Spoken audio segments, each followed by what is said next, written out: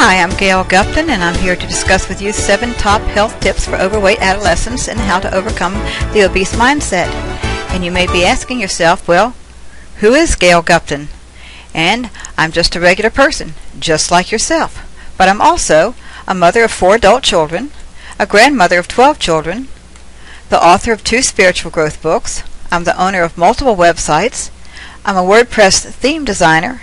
And I'm the author of the Child's Behavior Repair Kit for Parents, which is actually the behavior solution. Now, you may be a teen, or you may be a parent with a teen who has some obese problems, some overweight problems, or you have the tendency to become overweight over the years. And I want to tell you that television and magazine ads bombard us with images of attractive actresses and thin models. So is this realistic or unrealistic? I have to ask myself that. Parents who put undue stress on their teenagers and their kids to lose weight, that often causes the kids to react in the opposite way. They become rebellious. And although peer pressure has always been around, teenagers are very vulnerable to criticism, so you have to be very careful how you speak to your teenager about their weight. Self-esteem grows or wanes during puberty when a child becomes more aware of their appearance. Being the fat kid in high school is not funny and can be a recipe for lifelong confidence problems. I know when I was growing up, we had quite a few overweight children, and yes, they were called fat kids, and yes, they were teased by all the other kids. This did not do anything to help their self-esteem, and you do not want this to happen to your own child. Never think that just because someone is skinny that they're healthy. This is tip number 1, and this is for young girls. Okay, I know that you want to be thin. You want to be like these models. Television portrays skinny as the ideal appearance. But I'm here to tell you that a lot of young girls develop eating disorders, serious eating disorders, such as bulimia and anorexia, from extreme weight loss efforts because they want to be skinny. Skinny is not always healthy. Tip number 2, and it's going to be for young men. I know you look in the mirror and you get depressed maybe at what you see.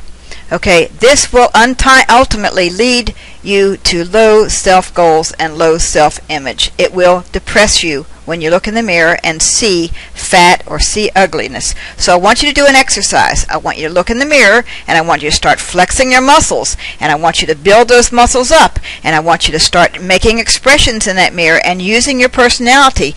Develop your muscles and develop your outgoing personality.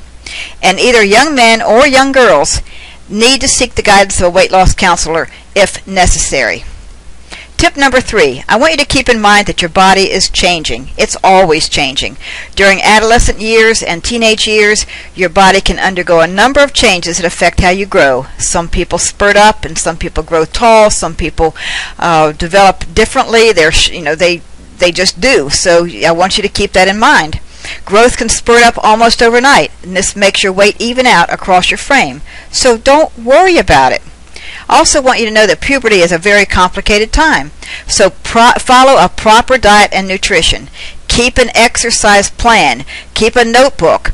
Do something that's going to keep your mind on proper diet, proper nutrition, and proper exercise. Be patient as your body comes into alignment with your growth. Diet and exercise are a way of life, kids, and it will always be an important factor in weight loss and overall health. No matter how old you get, you'll always be considering your weight loss and always be considering your overall health. So remember this as you go through your school day. Now, tip number 4 is watch what you eat, because greasy, fattening foods served in the cafeteria are tempting, but they're also very fattening. They will lead later on to habits that are very hard to break. It's kind of like smoking, kind of like doing drugs, kind of like drinking alcohol. It creates a habit that's going to be very hard to break and has very, very severe consequences down the road. So keep the vision of health and fitness in your mind, and you'll soon find the weight falling off. I want you to consider taking your own lunch to school, one that contains food that's healthy, tasty, and fulfilling. I'm sure you can look in your refrigerator and your pantry at home and find some healthy things that you like that you can take to school to eat. And don't worry about what your friends are saying, because what they eat is their problem. What you eat is your benefit. Now then, tip number 5 is I want you to participate in the gym. Take advantage of the school gym. Get involved with team participation or extracurricular sports. Join some teams, do some do some sport-related activities after school if necessary, but your body needs exercise. Tip number 6 is to involve your family. One other factor in losing weight is enlisting the help of your family. It's very important that your family understands your goals. They want you to be healthy, and they'll help you with your goals if you just talk to them about it. Don't let them convince you otherwise. Don't let them be critical of you or tease you. Okay, talk to your family about preparing and eating healthier meals at home. It's going to help the whole family, not just you. Leave the fast food at the fast food restaurant. So if your parents have a habit of picking up fast food on the way home from work, or if you pick up fast food and eat it, gobble it down because you're a growing teenager, forget it. Forget it. Forget it. Leave the fast food at the fast food restaurant.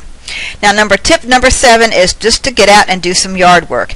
Give the computer a rest, put down the video games, go outside for some physical activity, because this is going to help you overall. You don't need your cell phones outside. You don't need to be texting your friends all the time. You don't need to be playing video games. That's for rainy days. Give the computer a rest, put down the video games, go outside for physical activity. Now, in summing all this up, skinny doesn't mean healthy. Remember this, girls. Okay, number 2, mirror reflections do not necessarily indicate who we are. So boys, start flexing your muscles and developing your personality. Number 3, the body is always changing, so just keep this in mind. You're not always going to be heavy. You're going to be thin if you maintain certain visuals. Okay, and diet and exercise is part of that. So I want you to keep in mind what you eat and keep an exercise plan so you can know exactly how many calories you're expending every day and how much better off your body's going to be. So participate in gym classes, number 5.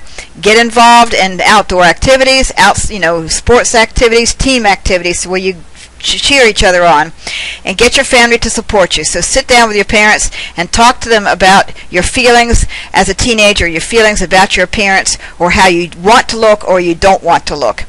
And get out of the house and do some yard work. By golly, it's going to be good for you. It's going to be good for your lungs, some fresh air, and it's going to be good for all your muscles, and you'll feel very productive at the end of the day. Now, in conclusion, these 7 tips for teen weight loss can make a huge difference in your life, and I hope that anyway that I have explained how and why that's going to be a difference in your life. You're going to feel better emotionally, you're going to have a whole lot more energy, and you're going to look great before you even know it. So attention parents now, if this is a parent watching this video, if you have an unruly or a sarcastic child, even as young as 7 years old, please visit the website www.thebehaviorsolution.com. This is Gail Gupton. Thanks for watching.